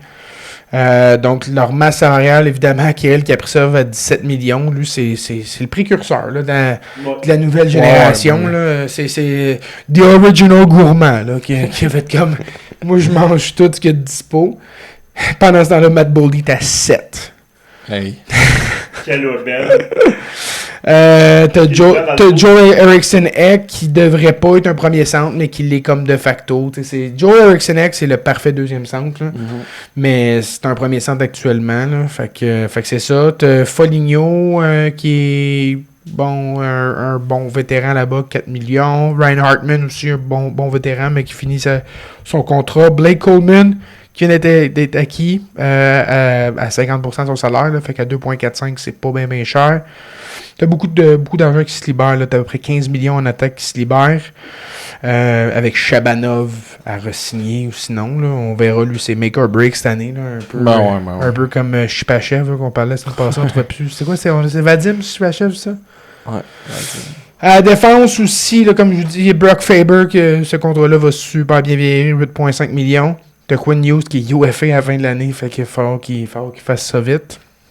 Tu veux pas lui donner trop de pouvoir, mais lui, c'est un blank check. Là. C'est combien tu veux nous laisser. Je pense pas qu'il va signer en bas de 18. Jared Spurgeon, sinon, il s'en va. C'est le capitaine. Là, c'est... Il a 38 ans. 36. 36. Ouais, exact. Quand même, là. Mais tu sais, Jonas Brodin, Jared Spurgeon, pour vrai, comme deuxième paire, c'est vieillissant, mais c'est une très bonne paire. Olimata, qui ont été chercher aussi des Flames, qui a eu une petite resurgence random, mais qui a bien fait. Zach Bogosian, t'as Damon Hunt. Fait que t'as quand même une popée défensive. Puis, en termes de duo d'un goaler, c'est là où c'est le plus difficile à prédire qui va starter, si tu Gustafsson, si tu Wallstead. Puis tu as quand même un bon backup en Calvin Pickard. Fait que si tu décides de prendre une décision sur Wallstead ou sur Gustafsson, tu as quand même un backup de qualité. Puis selon moi, c'est cette année. Là, ils n'ont pas le choix de move on sur... Échanger Gustafsson et garder pas le choix. Ouais. Puis Wallstead est à re-signer à la fin de l'année. Il va coûter cher. Plus cher que le contrat de 6,8 à Gustafsson, mais ils ont 5 ans de différence. Là, fait que tu y vas avec la jeunesse, puis il est déjà meilleur, selon moi. Mais quelqu'un va prendre Gustafsson, mais quasiment gratis. Là. À 6,8, c'est fou. Là. Ça va vite au hockey. Ouais. Puis ils n'auront pas le choix de le laisser aller parce qu'ils ont besoin de la masse. Puis il y a encore 1,6 million pour les 3 prochaines années dédiés à Parise Suter. Encore? Ouais. Je pensais que c'était fini. Ouais, ils n'ont pas de choix de 2 pour les 3 prochaines années. By the way. Mais ils ont leur choix d'1. Ah, ils ont tradé pour Blake Coleman, puis tout ça, quoi. Yep. Les top prospects, c'est pas fort. C'est dans le bottom tier de la ligue. Puis tu sais, t'as Yurov, mettons, qui va jouer déjà. Tu sais, ça l'a affaibli un peu le top prospect pool. Charlie Stramel, c'est le meilleur prospect. Là, fait que ça va pas fort. Là, un gars qui était à projeté deuxième ronde, qui ont repêché 21e au total. Là. Fait que déjà là, ils ont buy-in sur le projet du gros gars athlétique qui peut jouer power play, penalty kill, mais il est dur à projeter niveau production offensive NHL, fait que c'est dur à dire. C'est un gars qui a bougé là, l'année passée, qui avait eu de la difficulté en commençant l'année, puis il a transfer, puis il y a eu une bonne deuxième partie de la saison. Ah oui, il a transfer? Ouais.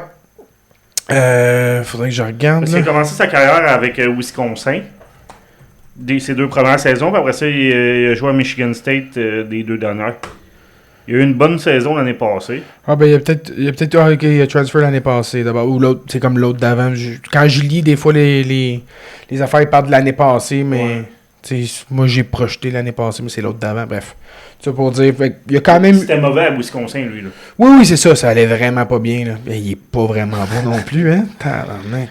23 points en 38 matchs en 2 ans. Parce qu'il ne fourrait pas s'il était 5 et 8, lui. Mais en tout cas, bref, quand c'est lui ton meilleur prospect, c'est pas chic, là. Sa place à NHL n'est même pas garantie.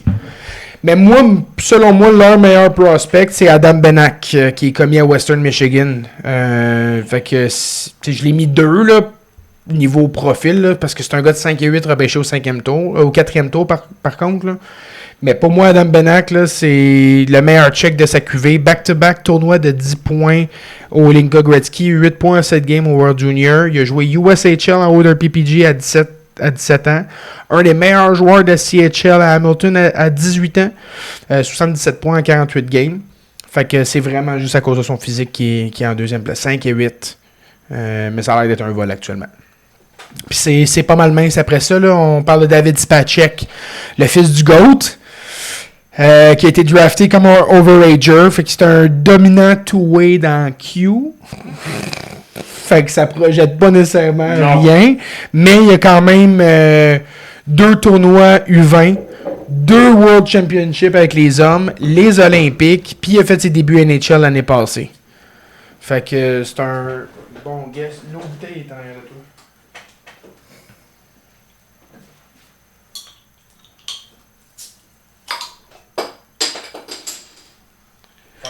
Bière. Merci. Merci.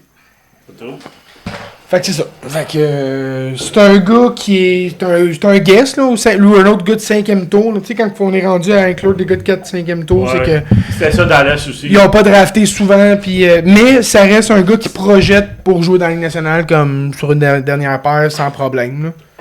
Mais il n'y a rien de trop excitant. Là. Okay. Riley Heidt, justement, qu'on parlait, c'est un phénomène offensif dans le junior. J'ai calculer ça, là, 370 points en carrière WHL. Taché Vautuc, 110 points d'avance comme étant le meilleur pointeur de l'histoire des Cougars de Prince George. C'est un phénomène. 370 points, c'est des points à tabarnak. Lui, c'est un gars, son année de repêchage WHL, il a été repêché juste derrière Bédard. Puis juste devant Braden Yeager. OK. Ouais. Fait que c'était quand même un gros prospect de Bantam, là, mais ça reste que, tu sais, pour niveau pro, c'est le typique joueur de hockey, le 5 et 11, tu sais, pas nécessairement trop gros, mais tu sais, une bonne tête de hockey. Pas trop physique. Non, c'est ça. Mais regarde, l'année passée, la transition pro, ils n'ont pas donné beaucoup de temps de jeu à Iowa. Il a été limité 25 points seulement. Mais pour vrai, moi, je le vois, Riley Heidt, comme un gars qui fera jamais le show, mais qui va dominer la NHL. C'est un gars qui va faire des 70-80 points NHL, mais je le vois pas nécessairement devenir un gars NHL, mais j'espère me tromper. Là, mais... Puis finalement, Ryder Ritchie, 19 ans, Boston University, 45e total en 2024. Il a reçu, tu sais, quand c'est ça les faits notables, il a reçu le patin de Oasis Weisblatt d'en face, puis il a manqué 14 games. Ça, c'est il y a 2 ans quand ils jouaient là-bas, là, l'année de leur conquête. Puis, ouais. Puis il y a eu 17 points en 36 games comme freshman à BU. 17 points, c'est sûr. Il a manqué juste 14 games avec un patin d'en face. C'était Oasis, c'est bon, man. Oasis, c'est celui qui est mort. Non, c'est lui qui est... C'est Orca qui est mort, hein? Je sais pas. C'est un des noms d'eau, là. Leurs parents. Ah oui, c'est les parents. Choisir des noms de merde, c'est pas... C'est pas voir parce la que... mort. Ben là... Pas parce que t'es sourd, t'es capable de lire, là. Oui, c'est ça, t'es sourd pas avec, tabarnak. Hey, j'ai appelé mon fils Baleine. Ouais, c'est Orca. Orca, tabarnak. Orc. Oasis, Ocean, Orca, puis Ozzy. Vas-y. C'est lequel qui est mort? C'est Orca qui est mort. Ah, c'est ça, je pensais. C'est la petite chasse à la baleine qui en a attaqué, qui en a eu un autre. Oasis avait été... Ozzy avait été repêché en première ronde, lui. C'est-tu Nashville, lui, ou... C'est lequel, non? San Jose, non? Ouais. San Jose. C'est San Jose ou Nashville, mais il est rendu à Nashville. Ouais. Il a fait 5 points. Fort. En 40 matchs. C'est 5 de plus qu'Orc. Good, on est... on est rendu à Saint-Louis. C'est moi ça, Saint-Louis. J'ai l'air de t'entendre parler. Oh ouais. Saint-Louis, une autre équipe qui a vraiment fait des beaux moves cet été. On en a parlé un petit peu tantôt. Encore 6,2 millions, ça amasse. Tout leur choix de first. Bon, c'est ça. Ils sont allés chercher McTavish, ils sont allés chercher McMichael aussi. Fait que vraiment du bon soutien pour le top 6 dans cette équipe-là, que je pense qu'il en avait gravement besoin. Puis t'as un bas de line-up aussi qui fait assez du sens, là. Neighbors, ça a 3 avec Dvorsky puis Suter. Puis, bon, Ross Johnston, c'est pas le Johnston espéré, là, mais Jack Finlay puis Torpchenko, ça a 4. Puis je pense que ça va permettre aussi à un Robert Thomas là, de s'enlever un petit peu de poids à ses épaules puis de jouer peut-être un petit peu plus librement. Avec un Snuggerud qui va prendre définitivement une coche dans son jeu. Ouais. Puis c'est ça, puis d'avoir et Holloway et Snuggerud qui sont capables de jouer intense, alors que Thomas, c'est pas son ethos. Il va avoir justement, il y en a un des deux qui se crise dans le trafic, il y en a l'autre qui va être prêt à recevoir une passe, puis Dieu sait que Robert Thomas il fait des très belles passes. À Def, c'est peut-être un petit peu plus un point d'interrogation. Torrey Krug, c'est un point d'interrogation. Lui, as-tu pris sa retraite pour de bon, lui? Ben, je pense qu'il a pris sa retraite. Là. Je suis allé lire vite, puis je pense pas que... Il reviendra pas, hein? Non, je pense pas qu'il va revenir. Fait que t'as un Broberg puis un Mailloux, c'est la première paire. C'est à droite que c'est mince, eux autres. Hein? Ouais, à droite, après ça, c'est Parayko puis Carlo. Puis à gauche, t'as Theo Lindstein puis Cam Fowler, tu sais. Fait que t'as quand même... C'est fini. Ben, pas officiellement, mais Ouais, parce qu'il veut continuer à recevoir ses chèques. Là. Mais c'est ça, tu sais, t'as de la belle jeunesse dans la défensive, mais c'est ça le point d'interrogation. C'est comme, soit ça se passe moyen, soit ça se passe bien. Mais j'aime quand même l'équilibre qu'il y a. Mais leur attaque est tellement fatigante. Tu le vois, là, c'est tous des gars qui sont investis, capables de faire des points et être jouer difficilement contre. Là. Fait que tu regardes, c'est tous des gars avec cette mentalité-là. Là. Puis ils ont des bons jeunes aussi qui s'en viennent. Là. Tu vas en parler plus tard, là, mais ils ont de la qualité. Là. Ouais. Puis, Daynette, ça fait du sens. Là. C'est un bon tandem de goalers. Pas excellent. C'est un 50-50. Offer, il a pris la pole techniquement. Mais tu es à l'aise de rentrer dans un match avec ces deux gars-là. Là. Ouais. Un gars qui pourrait craquer le line-up peut-être cette année, c'est Justin Carbonneau. Ah ouais, tu penses? Ben, l'année passée, il est resté longtemps. Hein. Ouais. Puis il y a le profil d'un gars qui peut commencer à jouer sur un bottom six aussi, tu sais. Ouais. Le gars qui est capable de jouer intense puis physique. Ça ressemble à Zach Bolduc un peu, Justin Carbonneau. C'est vrai. Je suis assez d'accord avec ça. T'as un gars comme Otto Stenberg qui est là, Milton Gastrin. Ils ont repêché cette année Maddox Dagenet puis Lawrence aussi.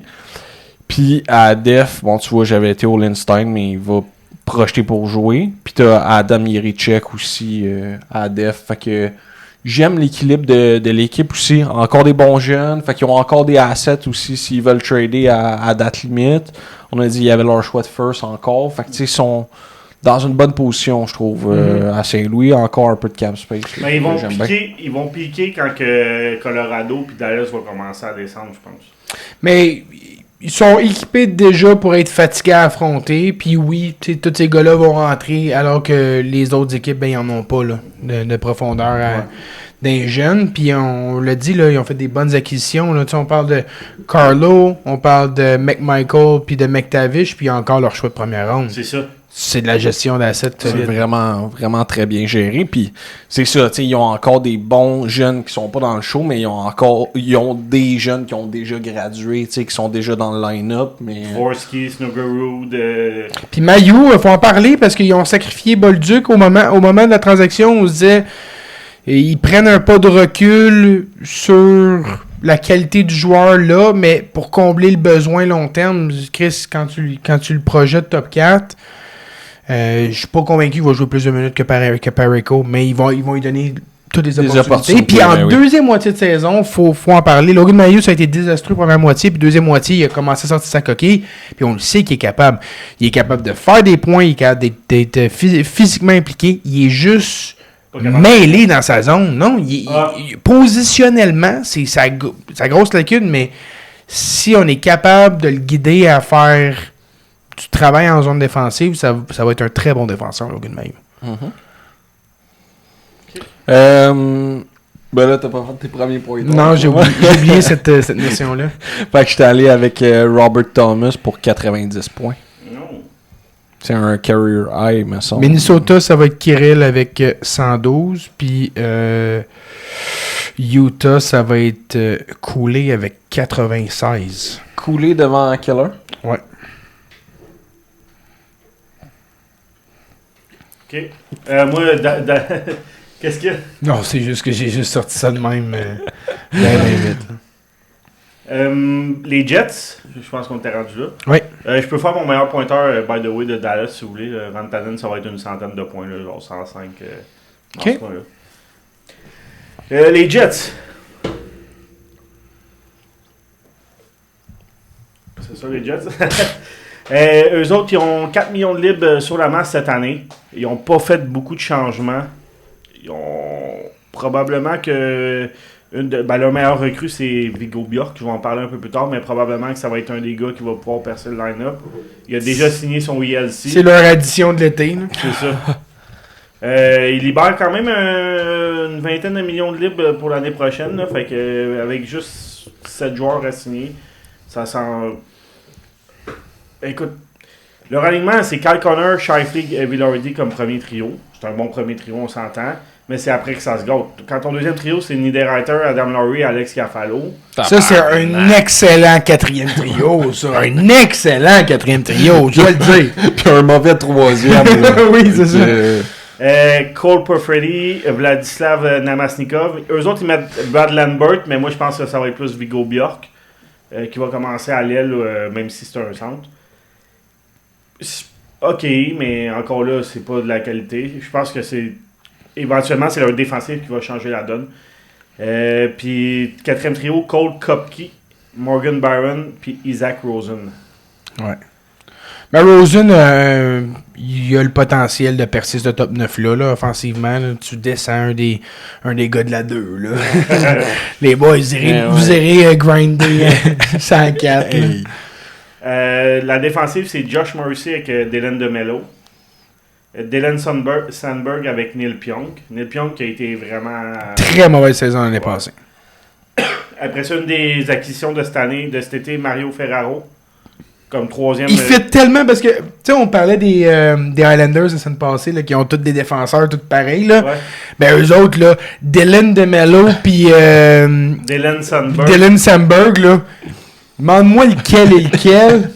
Mario Ferraro, il est pareil. Il rentre dans ce moule-là, là, du gars qui est... C'est un corps sur la glace.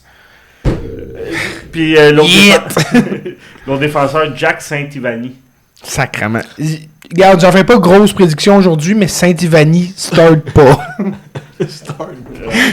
Il joue pas cette année. Juste l'alignement des leur goaler, Connor Lebock, évidemment, avec Stuart Skinner qui est rendu là. C'était une drôle d'acquisition, ça. Ça, c'était vraiment genre, ça met le moulin, l'eau au moulin, puis Lebock s'en va, puis finalement, non. On a juste le tandem de goalers, genre, tu sais, un des plus chers de la ligue pour finir, genre, 26e au total. Je pense que le fait que Jack Saint-Ivani est sur le line-up, c'est qu'Elias Salomonson, qui est un de leurs meilleurs prospects à défense, est blessé en ce moment, fait qu'ils l'ont pas mis dans le line-up. Ils ont sûrement quelqu'un de mieux. Pis ça, c'est sans avoir jamais vu Saint-Ivani jouer. Juste de nom. C'est ça, il n'y a pas un autre gars qui va jouer dans le show. Non. Y a-tu déjà joué? Ouais, il a joué pour Petit. Oui, non, mais il a joué dans saison 2 de Heated Rivalry. Il a 27 ans. Un peu. Il était dans les top 5 prospects à 27. Il a joué une trentaine de... 50 games à date dans le show. Quand même. Tout avec Pittsburgh. C'est un solide. Plus que nous, ça. Pis toi, quand t'avais joué combien, toi, dans le show? C'est tout ça, le premier commentaire. Mais ça, c'est quand c'est un keb. Quand c'est Saint-Ivani de... Ben gros, j'aime ça. Saint-Ivani sur son profil DB. Hey, il a même pas de fois que moi.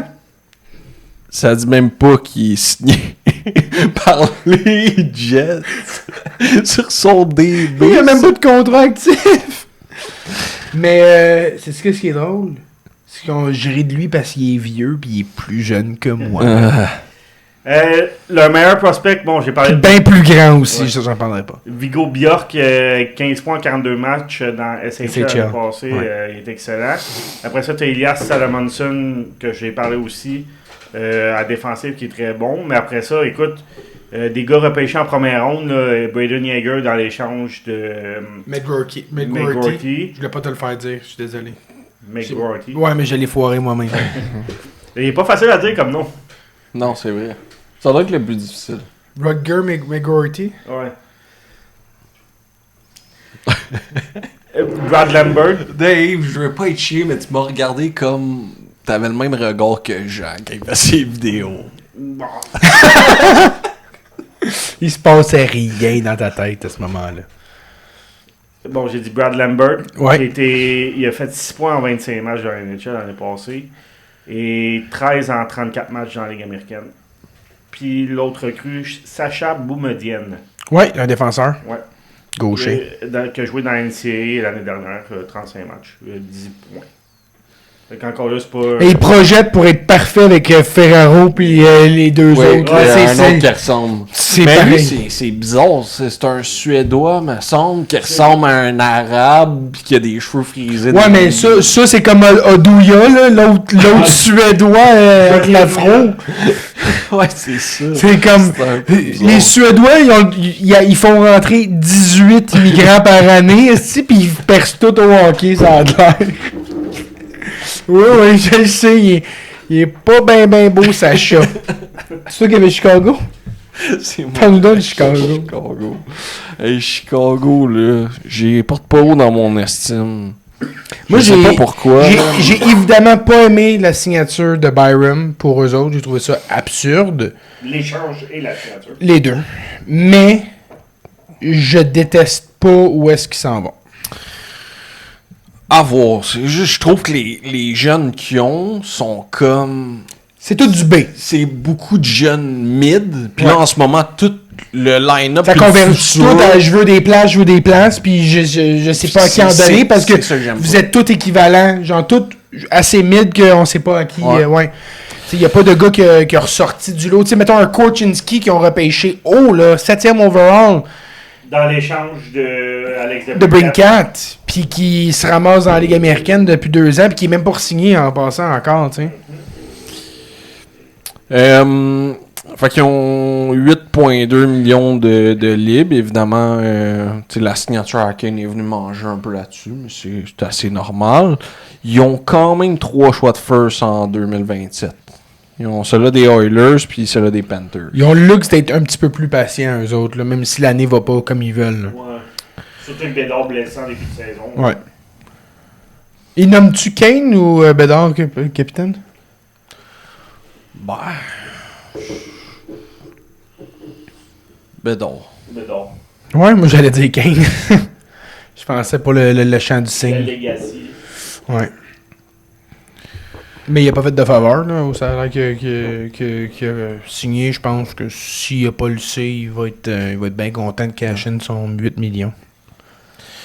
Fait que line-up un peu... Bertuzzi avec Frondell puis Kanserov qui est déjà projeté sa première ligne. Déjà hâte de voir si ça va... Si juste ça va marcher ici. Là. Ouais. Nick Lardis, Nazar puis Patrick Kane, ça a 2. Après ça, Mais je serais content de voir du temps de jeu pour Lardis.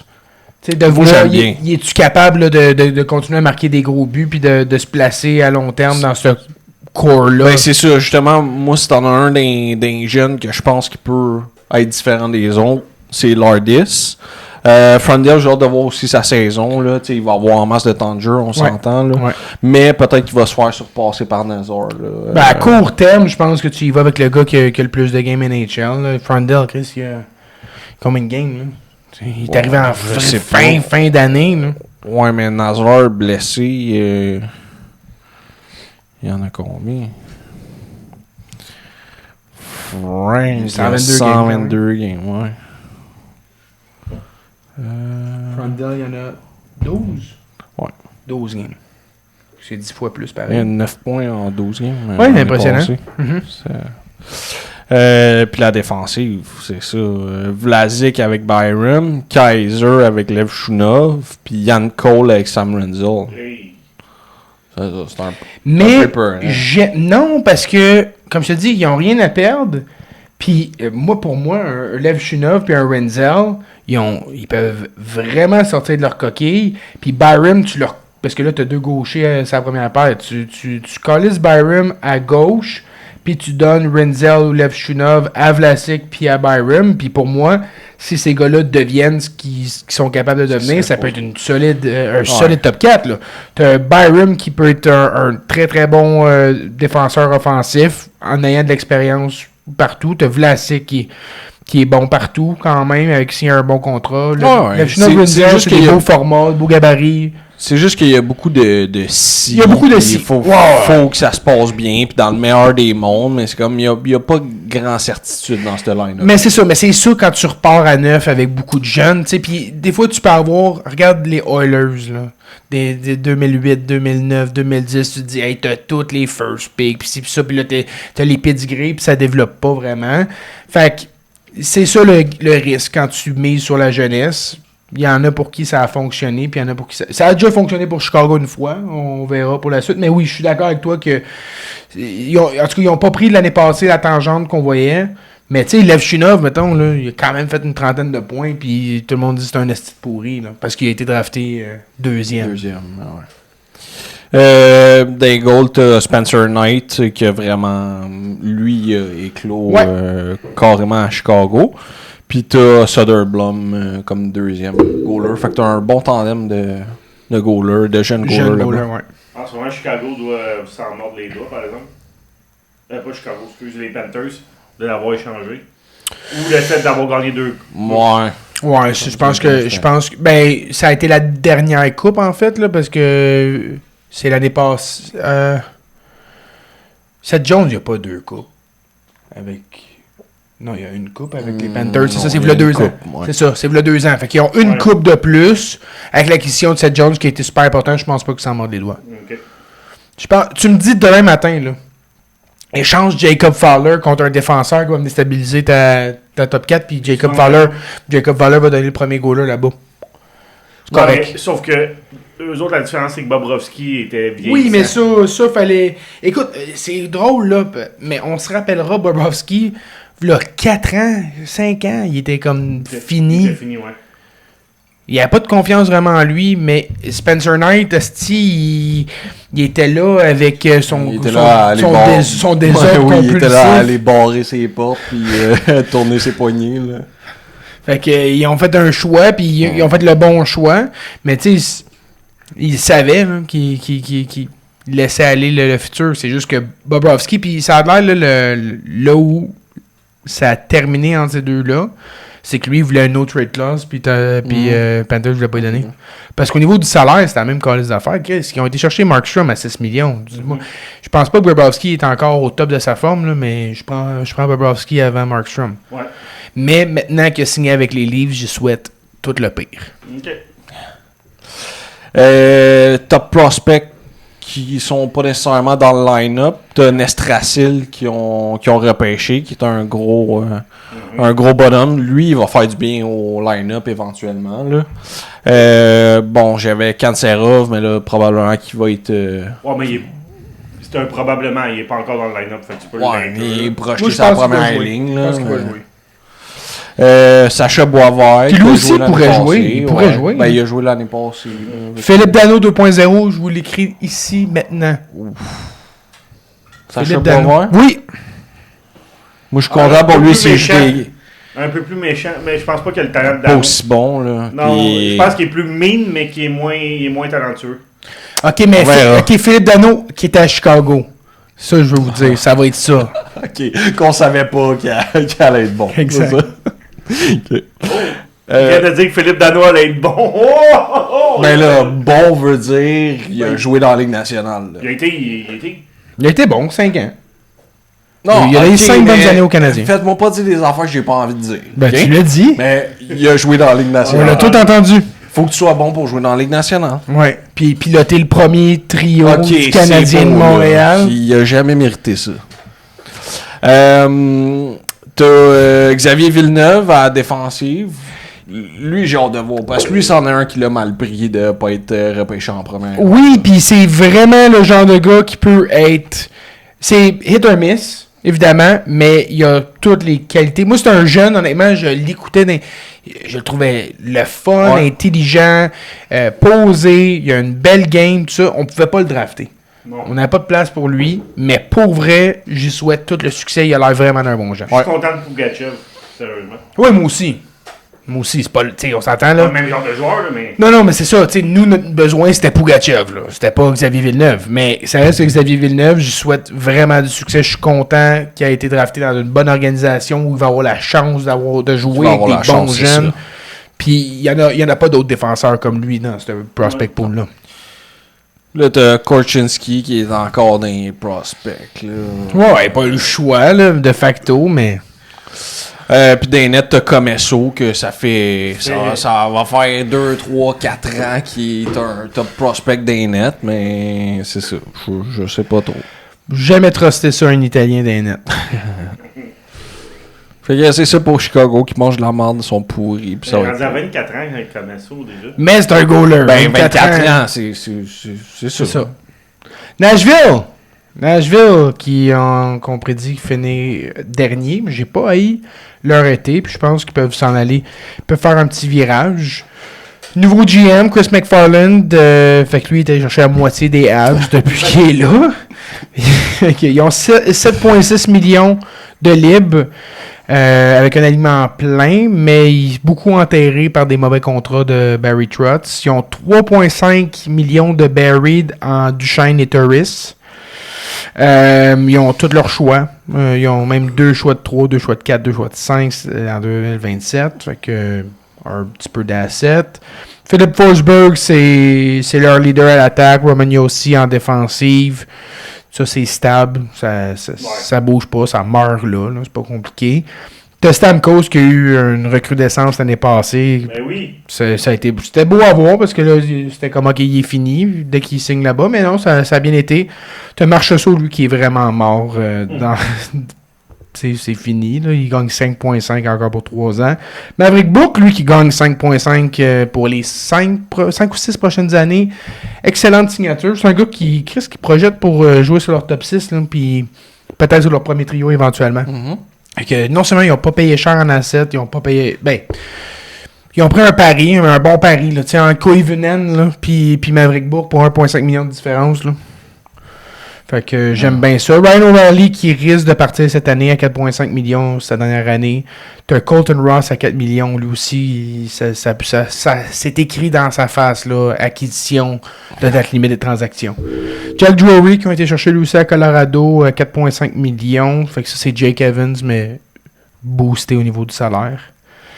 Kerfoot, Nils Höglander qui ont été cherchés avec les Canucks. T'as Luke Evangelista qui, lui, va avoir une grosse augmentation de salaire l'année prochaine. C'est très mid à date, tout ce que tu me donnes. Mais c'est pour ça que je les ai mis derniers, Big. Puis que... Fait que c'est ça. T'as Matthew Wood, là, qui peut-être... Puis t'as Ozzy Weisblatt.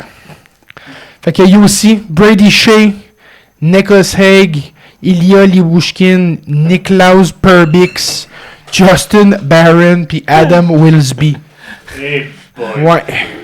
Jussi Saros, puis Justus Anunen. C'est juste plate qu'il y ait 2 S dans son prénom, puis pas dans son nom de famille, Anunen. Mais ça passe d'un trou à l'autre, là, tu sais. Au lieu d'être Anusnen, c'est Anunen. Bon!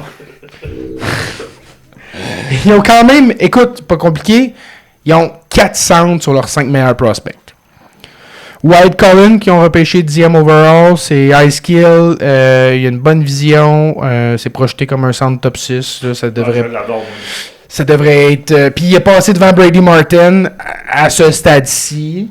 La raison, c'est que Brady Martin, il a vraiment une mauvaise saison l'année passée, avec une blessure, avec une saison junior qui finit juste point per game, là, après avoir été 5e overall. Fait que c'était un gars qui avait été vu comme un vol tout de suite après son repêchage, puis que là, s'il y avait un redraft là, je suis pas sûr qu'il ressort dans le top 5. Fait que ça change vite au hockey, mais c'est le type de joueur qui va jouer NHL, peu importe. Ouais. Quel sera son rôle? C'est comme... Moi, quand je regarde les projections, Sam Bennett me dit... C'est parce que Sam Bennett, ça a été long en tabarnak avant qu'il fasse sa niche, là. Mais... Si tu te dis ça peut être un Sam Bennett en rentrant, puis il peut continuer à prendre du galon, mais ça sera quand même ça. Un autre centre, David Edstrom, le Heinemann de son année, lui, a échangé 2 fois avant de jouer pro. Là. Ouais. Moi, je le vois, écoute, c'est pas compliqué. 6-3, gros rôle à Milwaukee, juste 22 points. Pour moi, c'est Jacob Delarose. Yagar, il va jouer dans le show avec, mais bottom 6. Yagar Surin, un autre centre, c'est 2. Très belle saison en KHL. Il y a eu, dans le fond, lui, il jouait pour Locomotive les 2 dernières saisons, back-to-back championship. Il y a eu 14 points l'année passée, il y a 2 ans, puis 37 points cette année. Fait que quand même une belle progression. Puis c'est un joueur de gabarit, c'est un joueur intense, c'est un joueur de série. Fait que si Nashville font les séries un jour, va peut-être être utile. Okay. Puis finalement, un autre attaquant, un autre gros gabarit, Reed Schaefer. acquis dans l'échange de Mathias Ekholm, 6-5. Il n'a pas un excellent coup de patin, mais il a connu vraiment un très très solide début de carrière pro. 28 points en 33 games à Milwaukee l'année passée. Quand même. Oui. Attends une minute. Il a fait 8 points à 47 avec les Preds. Puis un autre défaut notable dans sa game, il est roux. C'est pour ça qu'il Il va disait. être échangé aux Flyers dans pas long. Ouais, c'est ça. Mais il va être échangé contre Win Tippett, fait que ça va rééquilibrer les forces pareil. Fait que tu regardes leur alignement, c'est ça. C'est pas un gros alignement. Il y a beaucoup de points d'interrogation dans ce line-up-là. C'est pas mauvais, mais c'est ça. T'as Philip Forsberg qui drive ça. Ryan O'Reilly, pour moi, a joué au-dessus de ses moyens. Il est pas là. C'est pas un gars d'un point par game. Puis il pourrait faire 49 points l'année prochaine, puis je serais même pas surpris. T'as Evangelista qui a pris un gros step l'année passée, qui peut continuer à prendre du galon. T'as Stamkos, Maverick Bourque, Matthew Wood. Encore là, Matthew Wood, vas-tu développer, vas-tu devenir un gars de top 6? Ross Colton, Jack Drury, Marchessault, comme je te dis, c'est pas mauvais, mais en théorie, tout peut être bon, puis Ouais. on verra. Kerfoot, Vitaly Pinchuk. Moi, je pense Vitaly Pinchuk qui peut se faire supplanter par un des 4 centres que j'ai nommés. Là. D'après moi. Tu mets Jack Drury là, puis tu fais rentrer Steve Brady Martin. Là. Ouais. Il a joué de quoi 3 games l'année passée, Martin. Là? C'était que... Nils Oglander aussi. Yossi, Brady Shea, Nicholas Hague, Nick Perbix, puis Adam Wilsby. Il y a les Bushkin. Ah, Byron, il est plus dans... Il est plus là. Supplanté par Wilsby. fait que c'est ça. C'est pas un gros line-up. Moi, pour moi, ça finit Ils dernier. sont partis où les scouts de défenseurs de Nashville? J'aimerais ça le savoir en esti. Parce que clairement, ils sont plus là. Ouais, ils ont eu des années là, de péter là-bas, mais ouais, ils sont partis quelque part. Hein? Fait que c'est pas mal ça. Fait que cool. J'aimerais 2 sujets que j'avais oubliés dans la première partie. C'est bon parce qu'il fait pas chaud, fait que prends ton temps. Carey Price va être chaud de même aujourd'hui. Il fait tout le temps chaud depuis... Non, mais aujourd'hui, c'est... Ben, après 5 minutes, j'étais comme, ma face, je vais me voir dedans. Carey Price va être honoré pour son entrée au Temple de la Renommée le 10 novembre, je pense, par le Canadien. C'est quand même cool, ça va être une belle soirée. Il va-tu avoir son chandail retiré par le Canadien? J'espère, là, t'es au Temple, là, c'est Ouais? ça. Ah ouais. Mais non. Parce qu'il n'a pas gagné la coupe et il sera pas retiré. Ben, ça serait le seul. Ouais, il y a le record du nombre de victoires du Canadien pour un gardien. Je dis non, mais honnêtement, c'est juste pour être contrarien. Ok. Puis, l'autre chose, le Canadien a invité un jeune russe dans son camp, Alexis Vlasov. Écoute, C'est de Victoriaville, hein, c'est ça? doit des Tigres de Victoriaville. Il jouait avec Igor Shilov, justement. C'était son partner. 80 points, donc 44 buts en 64 matchs l'année passée dans le Q à 18 ans. C'est juste qu'il est petit à 5 pieds 9. Mais, écoute, invité au camp. On a déjà invité un au camp qui était petit, qu'on a laissé aller, qui s'appelle Brandon Hagel. Fait que ça donne... Ben moi, je suis pour ça, de toute façon, c'est pour ça, ces invitations-là. C'est tu prends des chances avec Ben des ouais, gars, ben puis Genre tu vois Philippe où est-ce que- Veilleux, là, je sais pas si vous savez c'est qui dans le Q, Philippe Veilleux. Il termine... Excusez. Non, mais ça me dit de quoi de nom, là? Oh, vas-y, je vais te laisser finir. Il est genre 3 pointeurs de la Ligue depuis 2 ans, mais il Puis mesure 5 et 7. Puis il a fait quoi? Je peux-tu dire de quoi? Mais il est Attends pas une été minute. draft depuis 2 ans. Oui, mais il a fait quoi? Il est top 3. L'histoire mène à où? Mais je Mais là, il est jeune encore. Mais je peux-tu dire de quoi? L'autre par rapport que tu as mentionné quand on a parlé des jeunes Québécois, là, que l'on riait de toi pis tout, il a vraiment sorti où est-ce qu'il a dit, hein? D'où ça s'appelle Mathis son ou premier. de quoi de même. Ah là. oui, Lefebvre, le Liam Le- Lefebvre. Liam Lefebvre! Hey, on riait de ta gueule, Liam Lefebvre. Check ça. Non, mais gros, Philippe Veilleux, c'est... Tout le monde s'en crisse, là, dans le fond. C'est ça que Regarde, je veux dire. deuxième Deuxième round, 46e overall. On a ri de lui, on dit c'est un fuck-ass d'un nobody. 46e Mais- overall. Non, c'était le premier de la Q, ça. C'est pour ça qu'on riait, non? Non, Il disait que c'était le meilleur Québécois de la QV, ou pas le meilleur Québécois, là, mais il était dans ton top 5 parce qu'il y avait probablement, t'avais probablement Villeneuve devant, là, mais. 19. Mais c'est ça, il se disait c'est un overager puis il va sortir en deuxième ronde, puis on riait de lui parce qu'on est comme on n'a jamais entendu parler de lui. Puis Chris, Mais c'est pas le premier gars de la Q, c'est Matrix Dagenet, là. puis Villeneuve il est pas devant, il est pas devant 46 Villeneuve. Ouais, aussi. Ah. Ouais. Mais bref, ce gars-là, si tu me montres cette photo-là, il a joué en 84, tu me crois. C'est vrai. Il a une phase de old school. Bref, non, je vais juste revenir là-dessus parce qu'on rit des fois.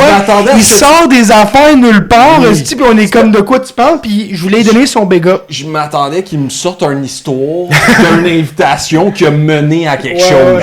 Puis là, c'est juste que j'aimerais. C'est un autre joueur qui aimerait qu'on invite. Il est 5-9 aussi, Philippe Veilleux. 96 points l'année passée, dont 43 buts en 64 matchs. Dans Q. Okay, l'année d'avant, 87. Il y a 19. 19 et 3 quarts. Ils viennent d'avoir 19 au mois de mars. Fait qu'il va jouer sa saison de 19 ans, dans le fond. Mais non, j'aime mieux le russe. Ouais, parce que c'était sa saison de 17. Non, juste... Parce que... Ouais. Ok, c'est bon. Ok, fair enough. Juste le russe au Québec, il va pas aller les journaux puis brailler chez eux qu'il n'y a pas eu une bonne game. Mais on va le voir jouer, ce Ruskov-là, à Gatineau. J'ai bien hâte de voir. On va checker ça. Nous autres, on s'en va là le 12-13 septembre. On va peut-être faire un pod de chambre d'hôtel avec les auditeurs là, répartis sur le lit avec le cul dans les airs. Là, quand on vous dit ça de même, là, les auditeurs, ça vous tente de vous mettre des beaux G puis de faire partie du show. Bye. Bye. J'aime ça que tu aies un petit bec sur le bout.